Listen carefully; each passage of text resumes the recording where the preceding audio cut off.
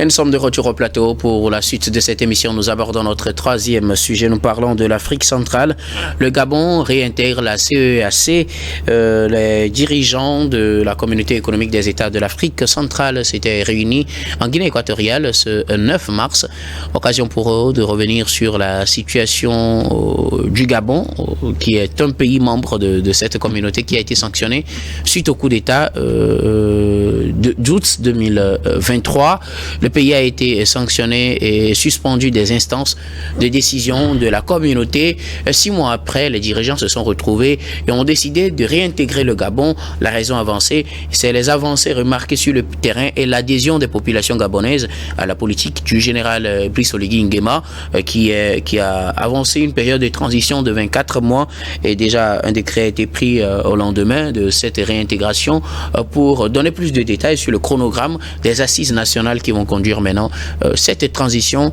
Quoi qu'il en soit, le Gabon, après 6 mois de suspension, réintègre la communauté qui s'est dite aussi prête à plaider au niveau de l'Union africaine et des Nations Unies pour que le Gabon réintègre les différentes instances au sein desquelles le pays a été suspendu. Je commence par vous, Germain Pouli. Après 6 mois de suspension, voilà le Gabon qui réintègre totalement la CEEAC. Oui, c'est plutôt une bonne nouvelle quand on compare à ce qui se passe en Afrique de l'Ouest, où des pays ont été suspendus et que c'est longtemps après, et avec beaucoup de fissures finalement que la communauté décide donc de prendre de nouvelles décisions allant vers plus de concertation et de retour progressif donc de ces pays-là dans la communauté. Au niveau de la communauté économique des États de l'Afrique centrale, la levée des sanctions a été assez rapide, mais en même temps aussi il faut dire que le général qui a pris le pouvoir au Gabon Brice Oligui Nguema a quand même, dès la prise de pouvoir, fait une tournée auprès de certains chefs d'État dans la zone, notamment auprès du président Sassou Nguesso, pour expliquer un peu sa démarche. Après, on a vu aussi, bien avant ça, comment il a pu rendre visite au candidat malheureux de cette élection. Il lui a permis finalement de prendre le pouvoir. Et la première décision qui a été prise, je crois que ça a été des décisions assez populaires qui ont été suivies, et les autres chefs d'État ont vu qu'il était sur la bonne voie et donc ont voulu son retour. Maintenant, je crois que c'est quand même une entorse aux lois de la communauté où on n'accepte pas des dirigeants qui sont venus par des coups d'État. Mais en même temps, on peut penser que l'exemple de la CEDEAO aussi a dû les inspirer. Voilà. Parce que plus vous traînez, plus vous marginalisez un pays, après, vous créez une situation qui risque de ne pas être gérable. Donc, à partir du moment où la CEDEAO s'est rendu compte qu'elle s'est trompée et essaie de se rattraper, du côté de l'Afrique centrale, je pense qu'on a peut-être on s'est inspiré de cette expérience-là. Je ne dirais pas que c'est ça totalement, parce que les données ne sont pas les mêmes, les réalités sont un peu différentes, y compris la situation sécuritaire qui n'est pas la même donc au Gabon. Mais c'est une belle leçon que l'Afrique se donne pour dire qu'on peut envisager d'autres voies, parce que les sanctions, les exclusions, quand on fait le bilan après, ce sont les populations qui en pâtissent, qui récoltent donc les pots cassés. Et donc, vu sous cet angle-là, à partir du moment où le nouveau pouvoir militaire gabonais est pratiquement en phase avec les souhaits des populations, c'était normal que leur réintégration se fasse rapidement, et il faut saluer vraiment la clairvoyance donc des dirigeants de cette communauté des États économiques des États de l'Afrique centrale qui a pris cette décision, qui est très appréciée en tout cas dans une bonne partie de l'Afrique. Alors, Adam, la CEEAC réintègre le Gabon à cette communauté et puis se dit prête à mener des plaidoyers au niveau des Nations Unies et de l'Union africaine pour que le Gabon réintègre la communauté internationale, surtout au niveau de l'Union africaine où le pays a été suspendu depuis le coup d'État d'août 2023.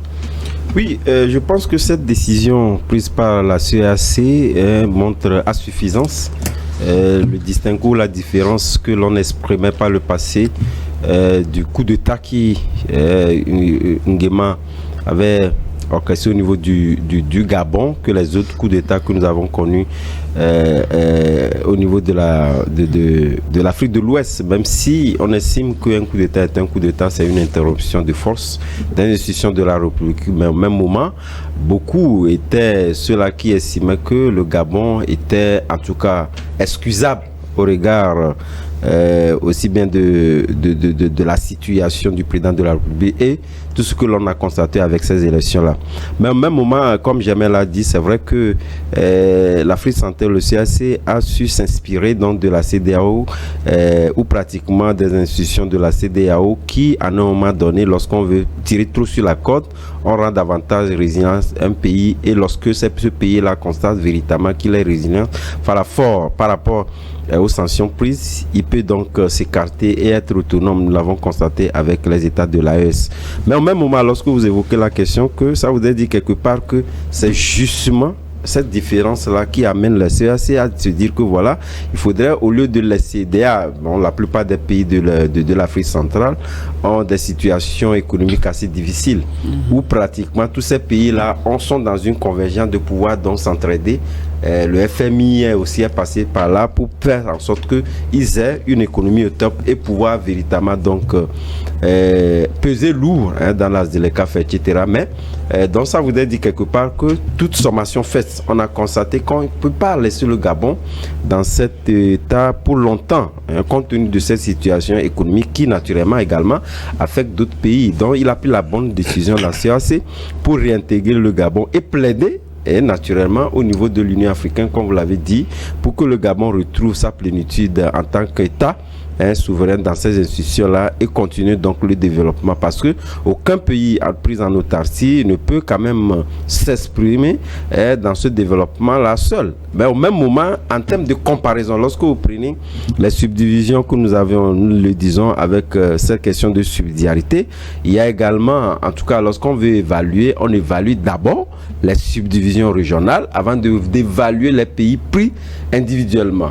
Donc malheureusement, c'est cet aspect-là qui avait manqué à certaines institutions, notamment la CEDEAO et au moins de mots l'UEMOA également, qui n'avaient pas mesuré cette ampleur-là en disant que voilà, lorsque nous faisons peser le risque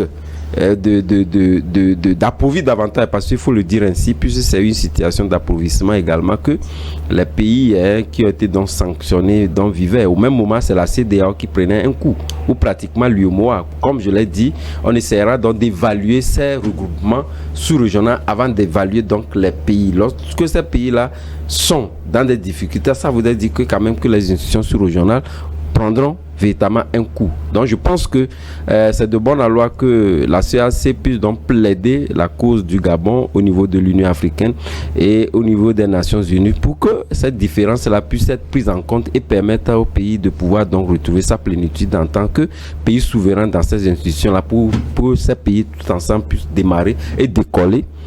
Parce qu'ils vivent les mêmes difficultés pour décoller en termes économiques. Alors, Prosper Agboklou, la CEAC réintègre le Gabon après 6 mois de suspension suite au coup d'État qui a renversé Ali Bongo. Oui, c'est de bonne loi, d'autant plus que ce coup d'État, parallèlement à ceux dont on parlait au niveau de l'Afrique de l'Ouest, n'avait pas la même connotation. C'était un coup d'État planifié. Tous les coups d'État sont planifiés, c'est pas sur un coup de tête. À la solde, sauf qu'à la solde de l'impérialiste occidental. C'était un choix qui a été fait pour évincer Ali Bongo qui ne tenait plus. Vous savez, à l'époque, c'était après, vous avez vu l'accueil que Oligui a reçu dans les Émirats, où il a été accueilli en grand pompe, alors que Keïta, Goïta, Ibrahim Traoré, les autres n'avaient pas les mêmes honneurs. Donc, ils étaient considérés comme des poutistes anti-occidentaux. Donc, ça n'avait pas été. Vous avez vu le temps que ça a pris, 6 mois, et sans respecter. On a remis le Gabon dans le sens de la masse. C'est-à-dire que le maître a parlé, il faut le remettre, il faut l'extirper un temps, soit peu, et puis le remettre dans l'ordre normal des choses. Donc je crois que moi, ça ne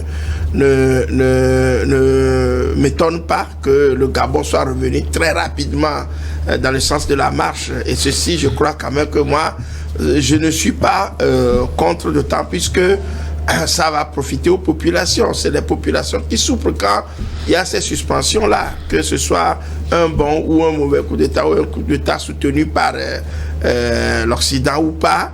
Je crois que quand les sanctions arrivent, j'ai l'impression que la CEAC a été tout simplement mesurée.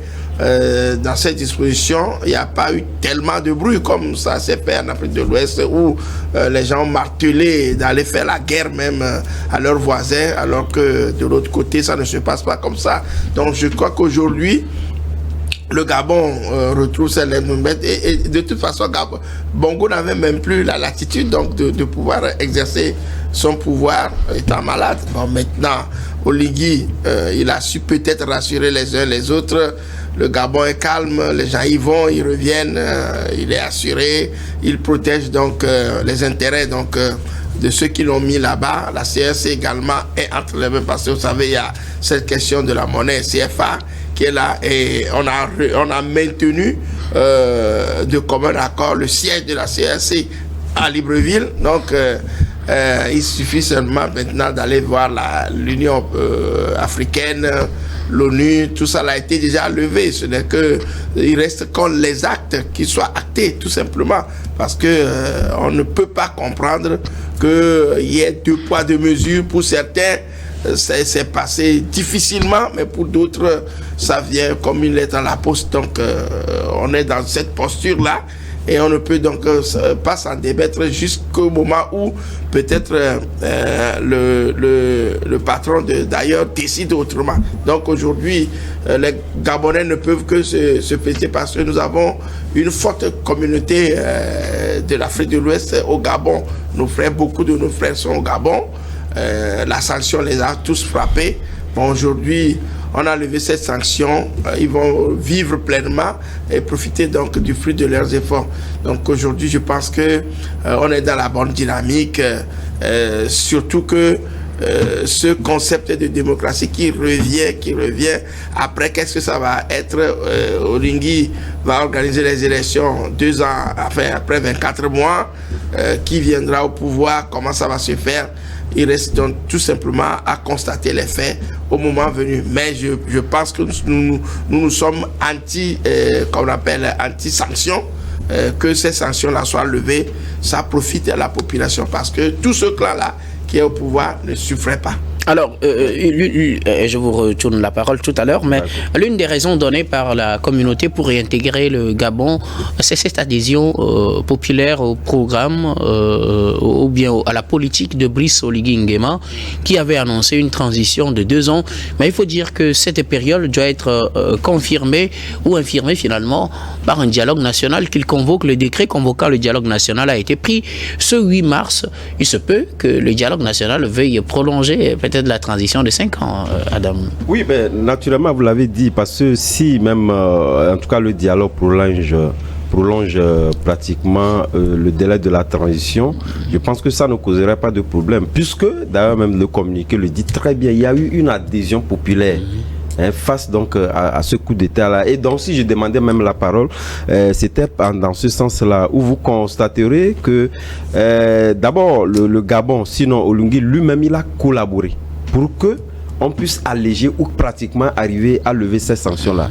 Collaborer en ce sens que vous l'avez dit, il a donné des gages. D'abord, il a fait un tour au niveau des présidents et surtout, vous vous en souvenez, que lors du sommet précédent, où il avait voulu, on le lui a refusé. Mais au même moment, il a collaboré en ce sens qu'il a donné des gages. Naturellement, il a dit 2 ans. Maintenant, ce sont des délais qui vont être infirmés ou confirmés par le dialogue.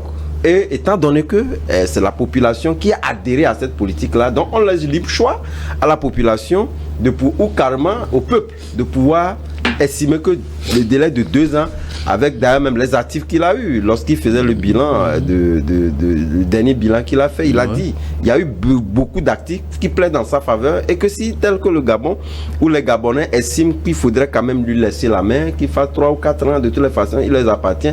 Et la CAC a déjà acté cela en disant que la souveraineté revient à la population, étant donné que cette population a adhéré. Mais ce qu'il faut, la différence entre le Gabon et ce que nous disons au niveau de l'Afrique de l'Ouest, c'est que le Gabon a collaboré, il a donné des gages, ce qui n'était pas le cas avec certains pays, en tout cas qui étaient donc dans les mêmes situations. Et nous l'avons constaté aujourd'hui, pratiquement ce qui, en tout cas le vœu de certains a été exprimé par en tout cas certaines décisions prises aujourd'hui où pratiquement les délais ne sont pas respectés, sont des délais qui ne sont plus consensuels. Donc on a vu qu'il y a cet engouement, ce désir de pouvoir se maintenir au pouvoir. Alors, le Gabon a collaboré, la CEAC a intégré le Gabon suite à cette adhésion de la masse à la politique de Brice Clotaire Oligui Nguema, qui convoque un dialogue national pour statuer sur la durée et puis les contours de cette transition, dialogue qui doit se tenir du 2 au 30 avril prochain. Oui, l'idée du dialogue est une très bonne chose. C'est un peu associer les forces vives du pays aux décisions politiques majeures qui sont prises pour diriger la transition, donc c'est une bonne chose. Maintenant, quand vous écoutez certains Gabonais, ils ont tendance à vouloir lui demander de continuer un peu, parce qu'ils estiment qu'en si peu de temps, il a fait beaucoup de choses. Maintenant, on ne sait pas, est-ce qu'en tant que militaire, il va accepter continuer, ou est-ce qu'il va songer à troquer son treillis contre un costume de président à l'issue de cette transition? Est-ce que le dialogue va lui permettre, comme au Tchad, d'être éventuellement candidat à la présidentielle, ou est-ce qu'il va faire comme au Mali, ATT, se retirer, laisser les civils diriger, peut-être éventuellement revenir, on n'en sait rien. Ce qui est certain, c'est que c'est quand même un militaire qui fait du bon boulot. C'est qu'un fin diplomate, c'est quelqu'un qui, très tôt après la prise de pouvoir, a pris les bonnes décisions, a fait les bons choix, et en phase avec les aspirations donc, des populations gabonaises. Donc ça fait que son cas n'a pas été très difficile à gérer tout de suite. Les autres pays qui entourent le Gabon ont compris qu'il n'y avait pas à s'inquiéter donc, de la situation intérieure dans ce pays. Au contraire, les signaux sont en train d'être verts et qu'il y a de l'optimisme et il y a de l'espoir donc, pour le Gabon. On attendra donc ce que donnera ce dialogue-là et voir l'orientation que le dialogue donnera à la transition. Merci beaucoup. À vous, quelque chose à ajouter, Prosper? Non, sauf que moi je voudrais dire qu'il n'y a pas eu de coup d'État impopulaire, hein, que ce soit au Mali et autres, c'est qu'on a refusé de reconnaître. Le Mali a mobilisé des millions de personnes de Assimi Goïta. Ils ont soutenu le coup d'État. Ici, il y a un paramètre. Je suis d'accord avec toutes les analyses qui sont faites autour que le Gabon revienne avec sérénité, que Brice Oligui Nguema a pris les bonnes décisions. Mais il faut dire que c'était à la tête du client que les coups d'État étaient appréciés au Mali, au Niger, au Burkina Faso, même en Guinée. Les coups d'État ont été acceptés au cas par cas. Merci beaucoup. À vous, nous allons marquer une nouvelle pause, puis on revient tout de suite pour la dernière partie de cette émission.